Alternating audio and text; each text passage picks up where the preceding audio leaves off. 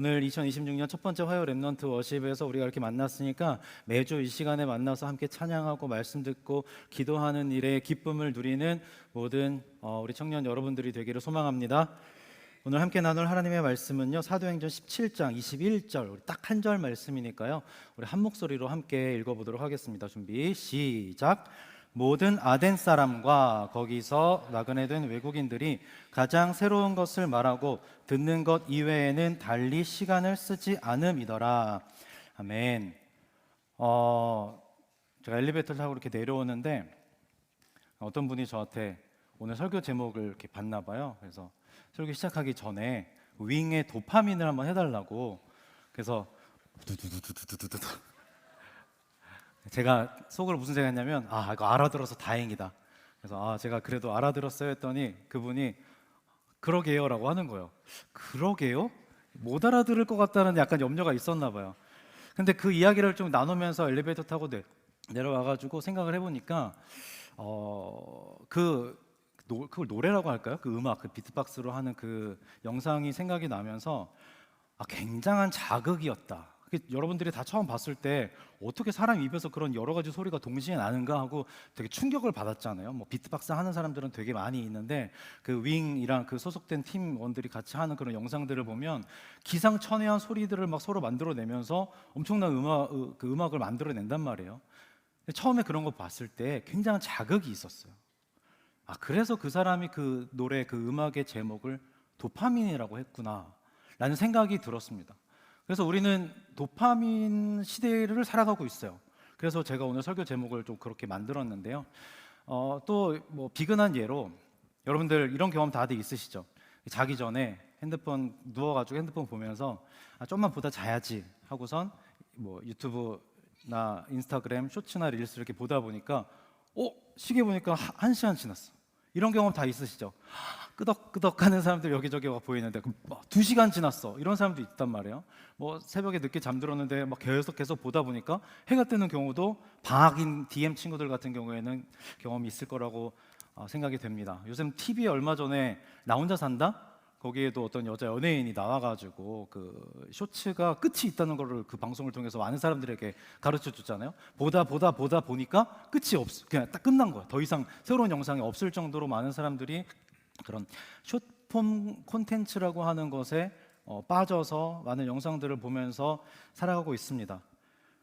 그런데 그렇게 해서 1시간, 2시간 뭐 밤이 새도록 그런 영상을 보고 뭐 쇼츠나 릴스에 빠져서 몇 시간을 보내고 나면 남는 게 있어요? 남는 게 없죠. 머리 아프고 눈 아프고 공허함만 남는 거예요. 우리는 지금 이 모든 세계가 힘을 합쳐서 지구상에서 가장 똑똑한 사람들이 모여가지고 여러분들이 얼마나 많은 시간을 그 짧은 영상에 머물게 할 수 있을까를 고민하고 연구하는 시대 속에서 살아가고 있습니다. 가만히 있지 못하게 만들고 계속 무언가에 반응하게 만들고 끊임없는 자극으로 우리의 삶을 채워가는, 그렇게 노력하는 시대 속에서 우리가 살아가고 있다는 거예요.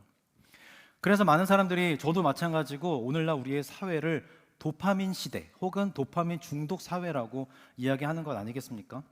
근데 이 도파민 자체가 문제는 아니죠. 그죠? 도파민이라는 게 우리의 인간에게 꼭 필요한 호르몬 아니겠어요? 보상 체계이기도 하고, 도파민이 부족하거나 없으면 오히려 걸리게 되는 질병들이 있다고 해요. 그러니까 하나님께서 우리에게 허락하신 그 신체 기능 호르몬 중에 하나가 이 도파민인데, 문제는 무엇이냐면은 그 도파민에 중독이 되어서, 그 도파민에 현혹이 되어서 그것을 추종하고 따르면서 그것에 함몰되어 살아가고 있는 것이 문제라는 것입니다.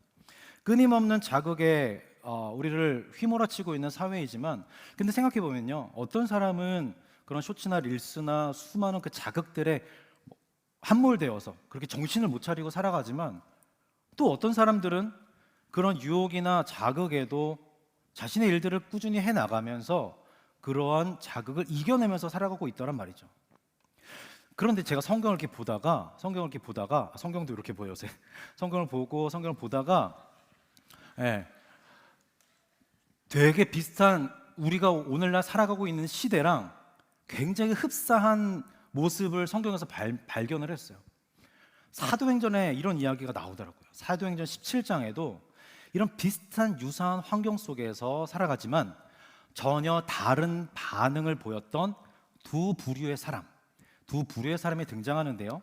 같은 시대를 살았고 같은 복음을 들었고 같은 자극 속에서 살아가고 있었지만 전혀 다른 반응을 보였던 두 부류의 사람, 바로 아덴 사람과 베레아 사람들의 이야기가 사도행전 17장에 있습니다.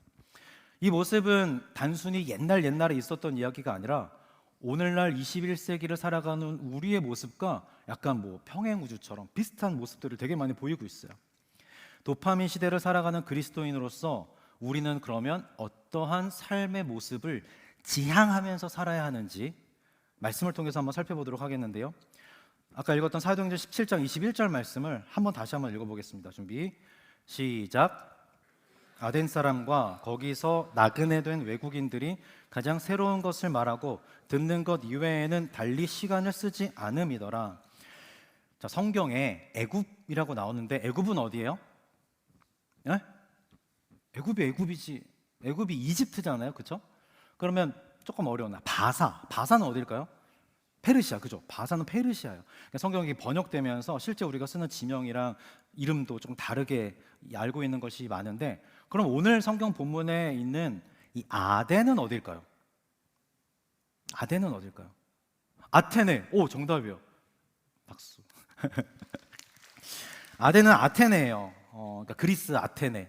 그러니까 아테네라고 생각을 하고 읽으니까 좀 그 당시에 상황이나 도시의 모습들이 좀 머릿속에 그려지지 않으세요? 아테네는 당시에 세계 중심 도시였어요. 철학, 문화, 예술, 학문이 모두 모여 있는 곳이었고, 여러분들이 알고 있는 그 서양 철학자들, 플라톤, 소크라테스, 아리스토텔레스, 이런 철학의 중심지가 바로 그 당시 아테네였습니다. 지성의 도시였고 토론의 도시였고 생각하는 사람들의 도시였어요. 사람들은 광장에 모여서 서로의 생각을 나누었고 새로운 사상을 듣고 새로운 주제들을 논하는 것을 익숙하게 여겼습니다. 성경은 당시 이 아테네 사람들과 그 당시 상황들을 이렇게 기술하고 있는데요. 한 번 더 읽어보겠는데, 이번에는 그 아테네, 여러분들이 생각하고 있는 그 아테네 모습들과 그 당시에 살았던 사람들을 머릿속에 그려보면서 오늘 본문 말씀을 한 번만 더 읽어보도록 할게요. 준비, 시작. 모든 아덴 사람과 거기서 나그네 된 외국인들이 가장 새로운 것을 말하고 듣는 것 이외에는 달리 시간을 쓰지 않음이더라. 그러니까 아테네라고 생각하면서 읽으니까 조금 더 좀 자세하게 모습이 그려지지 않습니까?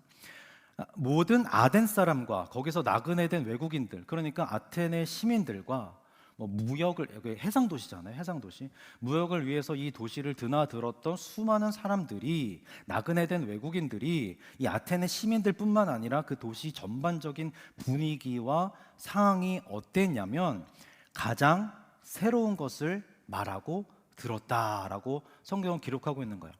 그냥 좀 새로운 걸 좋아하는 것뿐만 아니라 가장 새로운 것, 더 새롭고 더 이색적이고 더 독창적이고 어떻게 보면 좀 자극적인 것들을 추구하고 좋아하는 도시의 문화가 형성되어 있었다라는 거예요. 요즘 말로 이야기하면 뭐라고 할까요? 힙하고 핫하고 가장 세련된 어떤 그런 것들을 좋아하는 사람들이 모인 도시가 바로 아테네였어요. 그들이 진리에 관심이 없었던 건 아니에요. 하지만 그 진리라는 개념보다는 새로운 것에 더 많은 관심을 쏟고 있었다는 것이죠. 내용보다는 자극, 깊이보다는 흥미, 어떤 내 삶의 변화보다는 소비하는 것을 더 중요한 가치로 여겼습니다.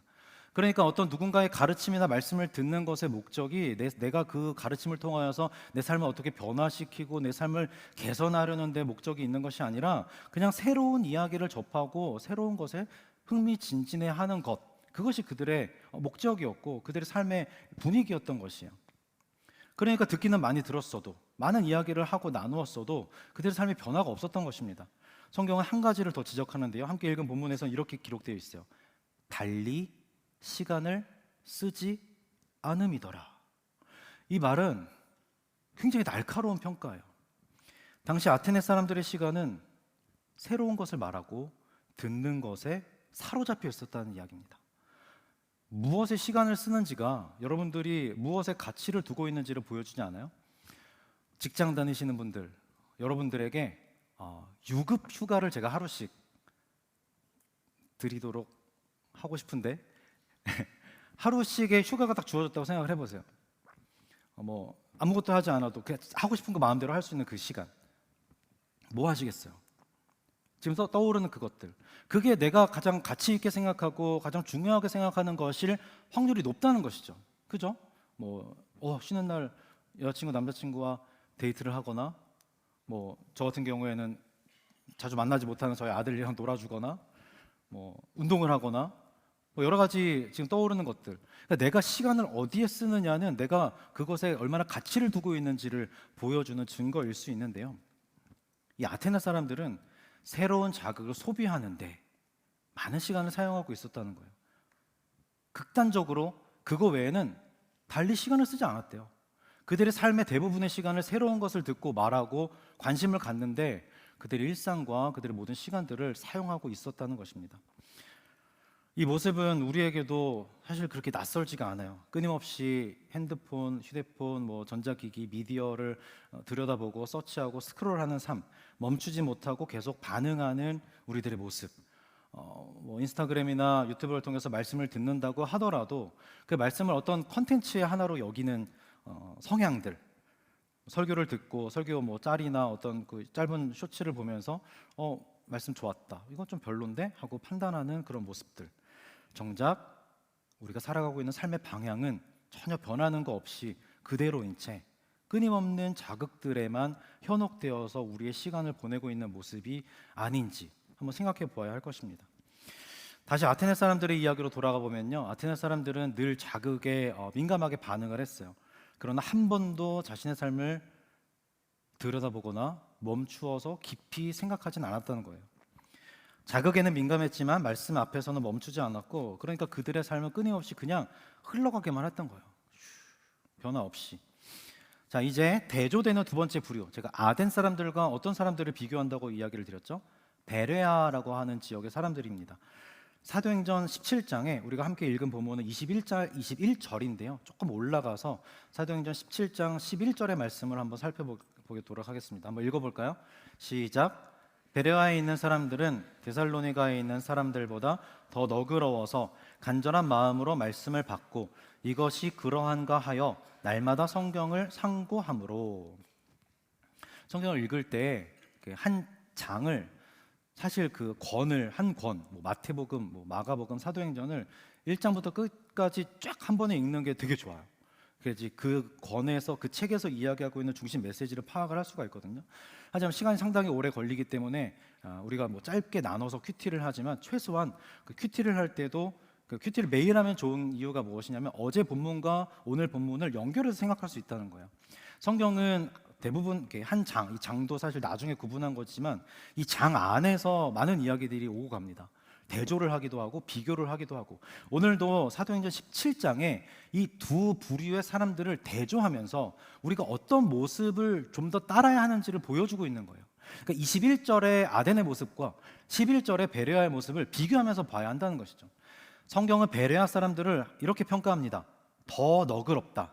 물론 이거는 데살로니가 사람들과 비교하는 것이지만 이 너그럽다라는 표현이요, 헬라어 단어인데 에우게네스테로이라는 단어인데요, 뭐 이건 중요한 것이 아니고 무슨 뜻이냐면은 좀 더 신사적이다, 신사적이다. 문자적으로는 더 고귀하다라는 의미로 쓰입니다. 그런데 여기서 말하는 신사적이다, 고귀하다라는 말이 무슨 뜻이냐면, 우리가 신사적이고 고귀하고 뭐 고결해 보인다라고 하면은 뭐 집안이 좋거나 뭐 재산이 많거나 뭐 인품이 훌륭하거나 이런 것들을 떠오르게 되는데, 사도행전을 기록한 누가가 말하는 이 고귀함은 진리를 대하는 태도의 고결함이다. 한번 따라해 주시겠어요? 진리를 대하는 태도의 고결함.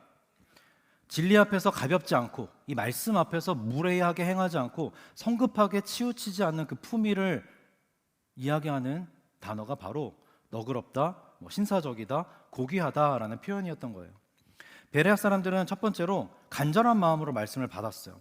여기서 간절한 마음은 그냥 막 매달려서 간절하게 막 감동을 받고 이런 것이 아니라 전적으로 열의를 다하여, 그러니까 말씀을 그냥 들려서 듣는 것이 아니라 여러분 중에도 지금 제가 지금 이야기하고 있는 이 설교 말씀을 한번 떠들어봐라 하고 듣는 사람은 없죠, 그죠? 위에도 없죠? 그러니까 들려서 듣는 거랑 귀를 기울여서 듣는 거는 다르잖아요, 그렇죠? 영어에도 뭐 hear와 뭐 listen이 다르다고 이야기하는 것처럼 그냥 귀에 들려와서 듣는 것이 아니라 주의를 깊이 하여 열의를 다하여서 마음을 기울여서 듣고 읽었다라는 이야기예요. 아덴 사람들은 새로움 앞에서 반응했지만 베레아 사람들은 말씀 앞에서 반응했다는 이야기를 하고 있는 것입니다. 흥미를 따라 움직이는 것이 아니라 진리를 향해서 마음을 열고 마음을 기울였다는 거예요. 그런데 중요한 거는 여기서 끝나지 않아요. 둘째로 그들은 말씀을 받고 그것이 그러한가 이러한가 하여 날마다 말씀을 상고했다라고 말씀을 기록하고 있습니다. 여기서 상고하다라고 번역된 이 단어가 아주 중요한데요. 헬라어로 아나크리노라는 단어예요. 제가 담당하고 있는 부서에서는요, 한 달에 한 번씩 그 아나크리노 성경 읽기라는 시간을 가지고 있어요. 제가 일방적으로 설교를 선포하지 않고 설교 메시지를 설교하는 것이 아니라 우리가 설교 되게 많이 듣잖아요. 화요일 렘넌트 워십도 듣고 뭐 주일에도 듣고 부서 예배도 듣고 물론 그런 시간이 너무 필요하죠. 그런데 제가 고민을 하다가 한 달에 한 번 정도는 제가 설교하는 것보다 우리 부서 청년들이 스스로 말씀을 읽고 묵상하고 깊이 생각할 수 있는 시간이 좀 필요하겠구나라는 생각을 해가지고 한 달에 한 번 아나크리노 성경 읽기라는 시간을 갖는데요. 종이에다가 한쪽에다가 이렇게 성경 구절, 그날의 GBS 본문을 적어요. 그리고 한쪽에다가는 노트할 수 있는 공간을 마련해 줍니다. 성경 구절도 줄간격을 좀 띄어놔가지고 그 사이사이에 메모를 하거나 뭐 표시를 하거나 할 수 있게끔 해가지고 좀 예쁘게 디자인해서 우리 청년들에게 나눠줘요. 그래서 한 시간을 줍니다. 시간을 주고서 한 5분, 10분 정도 이렇게 묵상하고 궁금한 거 있으면 질문도 적어보고 자주 나오는 단어들, 반복되는 표현, 이 구절이 이런 게 있었네 하고 메모하는 시간들을 이렇게 줘요.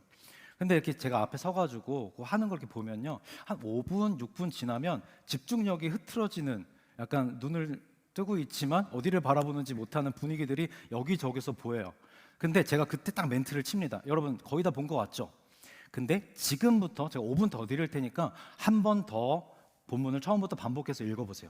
그러면 지금 앞에 5분, 6분 동안 본 거 외에 새로운 것들이 보일 것입니다. 근데 실제로 그렇게 해보면요, 예를 들어 10분이라고 했을 때 앞에 5분에서 발견된 것보다 뒤에 5분에 발견된 것들이 훨씬 더 많더라고요. 그렇게 해서 뭐 10분에서 15분 정도, 사실 한 30분 주고 싶은데 뭐 시간이 많지 않으니까 그 정도 시간을 주고 나서 소그룹별로 나눔을 하라고 해요. 원래는 설교 다 하고 광고하고 그 다음 소그룹 모임 하잖아요. 근데 그날은 10분, 15분 동안 개인 묵상하고 그 다음에 소그룹 모임을 먼저 해요. 그래서 자신이 묵상한 내용들을 나누고 서로 질문할 거 있으면 이야기하고 그 시간을 좀 준 다음에 그 다음에 발표를 시켜요. 혹시 이거 좀 아닌 것 같아요. 발표를 시켜가지고 우리 모임에서 좀 인상 깊었던 내용들 나눔을 했는데 우리 안에서 이런 질문들이 있었는데 다들 잘 모르겠다고 합니다. 그럼 질문을 해요. 사실 제가 가장 긴장되는 순간이 이거예요. 모르는 질문 할까 봐. 근데 솔직히 제가 뭐 다 알 수 있는 것도 아니니까 아는 선에서는 충분히 설명을 해드리고, 저도 처음 생각해보는 내용들이 나오더라고요. 야, 제가 이 본문을 정말 수도 없이 많이 묵상을 하고 설교도 하고 연구를 했는데 어떻게 그런 의문을 품을 수 있을까 하는 것들이 나와요. 그러면은 되게 박수 쳐주고 제가 다음 주까지 고민해서 오겠습니다 하고 다음 주에 설명을 해드리기도 하고, 그래서 뭐 그런 나눔들을 하고 나서 제가 또 말씀을 정리를 하는 시간을 갖습니다. 처음에 이걸 했을 때는요, 다들 좀 힘들어했어요. 뭐 낯서니까, 이런 거 해본 적이 없으니까. 근데 이거를 제가 뭐 1년, 2년째 하고 있으니까 그 점점점 말씀을 묵상하고 말씀을 읽으면서 상고하는 그 능력치가 조금씩 올라가는 게 보이는 거예요. 이게 바로 아나크리노, 말씀을 상고하다라는 뜻입니다. 앞으로도 계속 할 거예요. 여러분들 기회 있으면 한번 스스로 혼자라도 한번 해보면 되게 좋을 것 같아요. 성경을 상고한다는 것이 바로 이런 뜻입니다. 원래 이 단어는 법정 용어였어요. 철저히 조사하다, 신문하다, 면밀히 따져보다라는 뜻인데, 그러니까 베레아 사람들은 그냥 들려서 들은 것이 아니라, 그리고 듣고 나서도 그냥 뭐 그런가 보다 하고 넘어간 것이 아니라 이것이 정말 하나님의 말씀인지, 그리고 이 말씀을 통하여 나는 어떤 삶을 살아야 하는지, 그리고 그 당시에 바울이 했던 이야기가 그 지금은 우리에게 텍스트로 기록이 되어 있지만 그 당시에 그 사람들은 그냥 실시간으로 들은 거잖아요. 그러니까 이 베레아 사람들은 무엇과 비교를 했냐면 구약의 말씀과 비교를 했던 거예요. 구약에서 이야기한 그 메시아, 장차 우리를 위해서 이 땅에 오실 그 메시아가 바울이 선포하는 그 예수 그리스도가 정말 맞는가를 상고했다는 것입니다. 그리하여서 예수 그리스도 십자가에 못 박혀 죽으셨다가 부활하셨다고 바울이 그렇게 목소리를 높여서 선언하고 선포하는 설교하는 그 예수 그리스도가 정말 구약에서 이야기하고 있는 메시아가 맞다면 그러면 우리는 어떻게 해야 되는가? 이것을 우리가 믿는다면 우리의 삶은 어떻게 달라져야 하는가를 끊임없이 상고하고 고민하고 질문을 던졌다는 거예요. 그들의 우선순위가 드러나는 표현이 하나 더 나오는데요. 여기에 뭐라고 되어 있냐면요, 그들이 날마다 상고했다. 날마다는 그냥 하루 빼먹지 않았다라는 어떤 루틴을 이야기하는 것이 아니라 그들의 우선순위를 이야기하는 것입니다. 도파민 시대의 사람들은 새로운 자극을 매일매일 찾아 헤매지만 베레아 사람들은 말씀을 매일 찾았던 거예요. 무엇이 나의 하루를 채우는지, 무엇이 나의 시간을 붙잡고 있는지, 그것이 우리의 삶의 방향성을 나타내는 것 아니겠습니까? 베레아 사람들은 말씀을 듣고 끝내는 것이 아니라 그 말씀 앞에 멈추어 서서 자신의 삶을 비추어 보고 삶의 방향성을 다시 재고하는 시간을 가졌다는 것입니다. 그 말씀이 정말 하나님으로부터 온 것인가, 나에게 어떤 의미가 있는가를 날마다 상고했습니다. 설교 앞에서 겸손했고 말씀 앞에서 신중한 모습, 그것이 고귀한 모습이었고 신사적인 모습이었다라고 누가가 평가를 했던 것이죠. 아덴 사람은 새로운 자극을 받고 다음 자극을 구하면서 또 다른 자극을 찾아 살아왔지만 마치 우리가 쇼츠 보고 재미없으면 다음 영상 보고 재미있는 거 나올 때까지 계속 넘기는 것처럼요. 하지만 베레아 사람들은 말씀 앞에 멈추어 서서 이것을 삶의 기준으로 삼을지 고민하는 시간을 가졌다는 거예요. 아덴의 반응은 굉장히 빨랐어요. 우리가 오늘날 선호하는 모습과 비슷하죠. 재빠르게 대응하고 대처하고 빨리빨리 행동하는 것. 베레아는 천천히 가되 깊이 들어갔던 거예요. 바로 이 지점에서 아덴과 베레아의 삶의 방향이 달라지게 됩니다. 지금 우리의 모습은 어디에 가까운가요? 한번 생각해 보세요. 여러분들, 나는 아덴 사람과 가까운가? 아테네 사람들의 모습처럼 살고 있나? 베레아 사람들의 모습처럼 살고 있는가? 아테네 사람들과 베레아 사람들은 같은 시대를 살았어요. 아까도 말씀드린 것처럼 같은 문화권에 살아가고 있었고 같은 바울 사도의 메시지를 들었어요. 하지만 결과는 전혀 달랐습니다. 아덴에서는 어떤 사람은 믿고 어떤 사람은 조롱했고 대부분의 사람들이 흩어졌다, 다음에 다시 듣겠다라고 말하며 흩어졌다라고 기록하고 있는데 베레아에서는 그 중에 많은 사람들이 믿더라라고 기록하고 있다는 점을 우리가 주목해야 한다는 것이죠. 왜 이런 차이가 생겼을까요? 메시지가 달라서요? 정보의 양이 차이가 달라서요? 그것이 아니라 삶의 태도였습니다. 삶의 태도. 자극에 반응하며 사는 삶이었는지 말씀 앞에서 멈추어 상고하는 삶이었는지가 이 차이를 나타내는 것입니다. 아덴 사람들은 새로운 이야기가 들리면 반응했던 것이죠. 흥미로운 주제가 나오면 귀를 기울였습니다. 그러나 그 반응은 잠시였다가 금방 또 다른 자극으로 넘어갔습니다. 그래서 그들의 삶에는 끊임없는 움직임은 있었지만 어떤 방향의 변화가 없었던 거예요. 향방 없이 이리저리 움직이기만 했던 것이 아테네 사람들의 모습이었습니다. 반면 베레아 사람들은 달랐습니다. 그들은 즉각 반응하지 않고 말씀을 듣고 그 앞에 멈추어 서서 하나님의 말씀 앞에 자신을 내어놓는 시간들을 가졌다는 것이죠. 이 상고라는 것은 시간이 필요한 일이에요. 속도가 아니라 인내가 필요하다는 거예요. 제가 얼마 전에 제가 며칠 전에 리더 컨퍼런스 때 그 특강 강의할 때도 이 책을 잠깐 소개를 했었는데 도파민 가족이라는 책을 읽었거든요. 도파민 가족이라는 책에서 도파민 시대를 살아가는 가족의 모습들을 이렇게 좀 바라보면서 여러 가지 이야기들을 했는데 거기 5개의 챕터로 되어 있는데 하나가 무엇이냐면 가속이라는 챕터였어요. 그 중독, 불안, 가속, 단절, 자극 이렇게 5개 장으로 되어 있었는데 끊임없이 우리를 자극시켜가지고 세대 간에 가족 간에 단절을 불러일으키고 그리고 각자의 삶 속에서 빠른 속도가 중요하다고 끊임없이 외치면서 불안을 가져다 주고 뭐 이런 문제들을 이야기하는데, 그리스도인들은 멈추어 서서 하나님의 뜻을 구하고 분별하는 시간을 무조건 가져야 됩니다. 근데 문제는 그 숏폼 콘텐츠, 그 짧은 영상들에 중독이 되면 이 뇌가 멈추어 생각하는 것을 못하게 만들어요. 그렇지 않아요? 여러분들 공부하고 뭐 일을 하면서 옆에 휴대폰이 있는 것만으로도 집중력을 엄청 흐트러뜨린대요. 그러니까 이게 그냥 화면도 꺼져 있고 하지만 끊임없이 이곳으로 신경이 가게 돼 있다는 것이죠. 그 잔여 기억이라는 게 남아 있어서.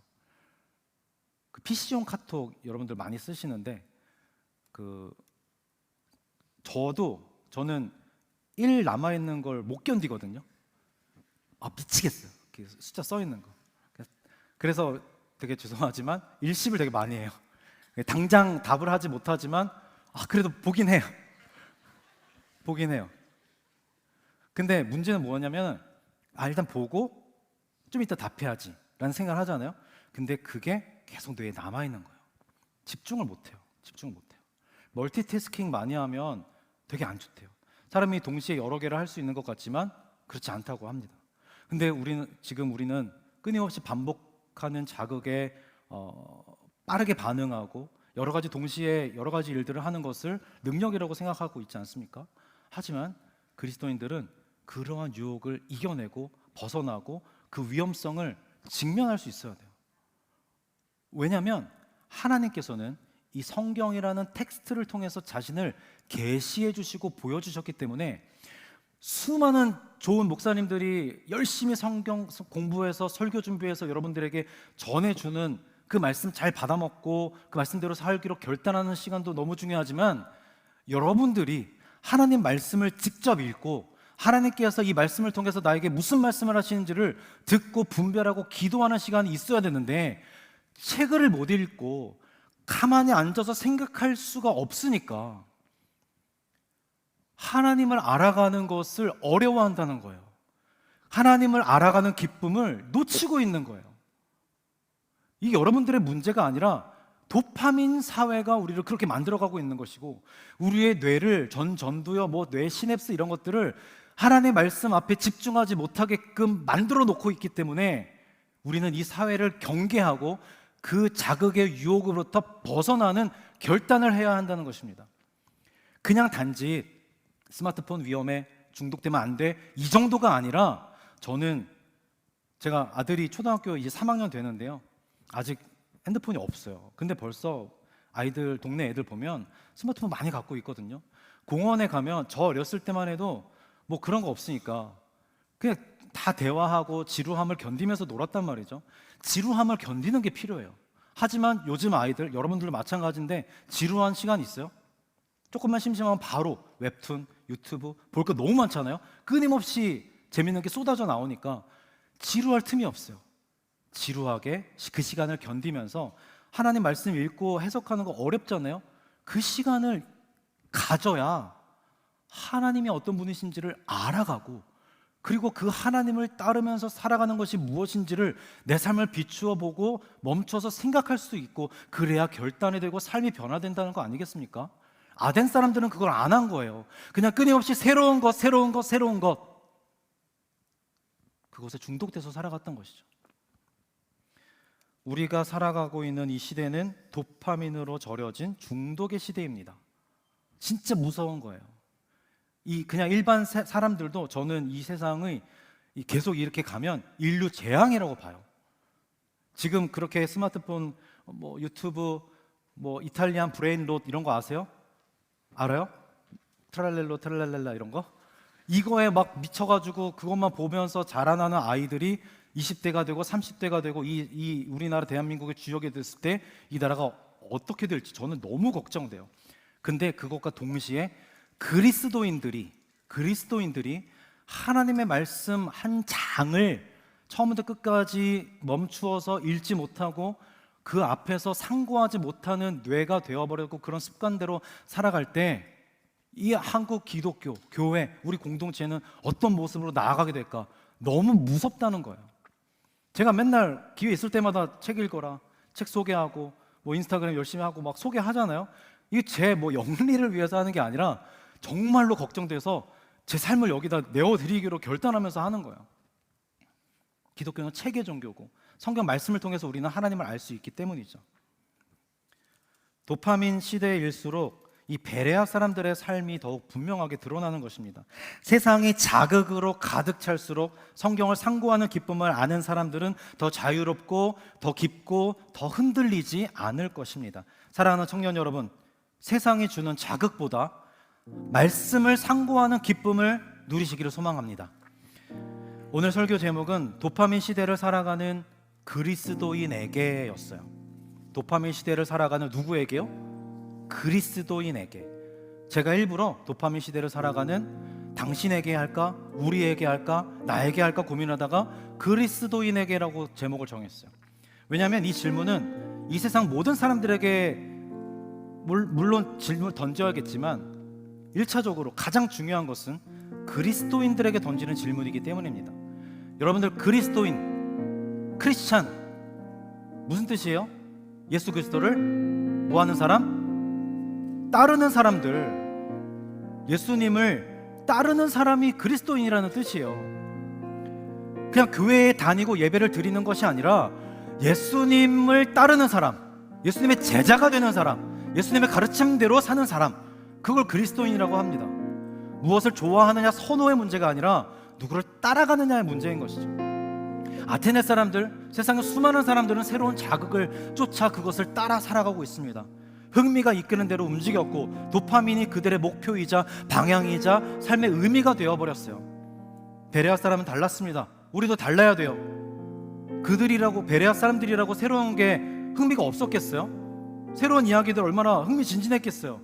하지만 그것을 쫓아가는 것이 아니라 그것보다 진리 앞에서 자신을 내어드리고 하나님의 어떤 분이신지를 알아가는 상고하는 기쁨을 깊이 느꼈기 때문에 그 자극을 뒤로하고 말씀 앞에 설 수 있었던 것입니다. 도파민 시대는 우리에게 끊임없이 말합니다. 이거 봐라, 이걸 따라라, 이걸 느껴라. 계속해서 우리를 유혹해요. 그러나 예수님은 언제나 이렇게 말씀하십니다. 나를 따르라. 내가 길이요 진리요 생명이니. 예수님께서 길이요 진리요 생명이심을 믿으십니까? 정말 믿으십니까? 그러면 예수님을 따라 살아가야죠. 예수님을 어떻게 따를 수 있는지 어디에 나와요? 성경에 나오는 거예요. 예수님 따르고 싶습니다. 나 예수님의 제자 되게 해주세요. 어떻게? 말씀을 봐야 그 방법을 알 수 있는 거예요. 그리스도인은 자극에 끌려가는 사람이 아니라 그리스도를 따라가는 사람입니다. 새로움을 쫓는 사람이 아니라 진리를 쫓아 살아가는 사람이 바로 그리스도인인 줄 믿습니다. 그리고 여러분들이, 사랑하는 청년들이 이 세상의 자극에 중독되는 것이 아니라 그것을 깨트리고 예수님을 따라 하나님의 말씀 앞에 상고하여 주님을 따르는 그리스도인이 되기로 결단하고 다짐하고 애쓰는 여러분들이 되시기를 간절히 소망합니다. 자극을 쫓는 사람이 아니라 그리스도를 따르는 그리스도인으로 앞으로의 삶을 살아가기를 응원하고 축복합니다. 오늘 이 시간 내 안에 살아계신 주라는 찬양 우리 함께 부르면서 기도의 자리로 나아가겠습니다.